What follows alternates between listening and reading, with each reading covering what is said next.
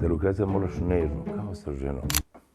Majstore, ja imam problem što se tiče rukavice, dakle imam malu šaku i ne mogu da pronađem adekvatne rukavice, pa šta je važno kada biste recimo sada vi meni napravili neku rukavicu, šta je to što vi gledate? Pa, malo pre sam rekao, znači veličina rukavice u colovima je obim šake ovde, znači ispod palca i dužina srednjeg prsta. To je, znači neko ima tanje prstiće, neko deblje prstiće, to se vidi i to su te šikle i umeci.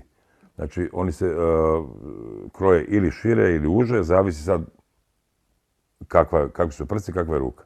Dobro, dakle moja šaka potpada pod neku dečju veličinu. To je dečja veličina, tvoja ruka je 6,1/4. Znači veličina 6 coli i 1/4. A ono što je također zanimljivo pre nego što krenemo na izradu rukavice, jeste i to što vi kažete da prema rukavici se treba ophoditi kao prema ženi. Pa šta po tim mislite? To je meni moj pokojni majstor Čeda rekao, kaže, Dule, sa rukavicama moraš nežno, kao sa ženom. Ako me se Čedo poslušaj to, taj savjet i tako se i ophodi. Znači, rukavica nije za bacanje, ona je fina, znači, tako da kao i normalno ženski svet sav. A inače koža je i skupa i samim tim ne sme ništa da se baci, dakle sve se koristi. Koristi se maksimalno, znači to samo mali okrajci, znači sve se tačno zna gde koji deo u rukavici ide.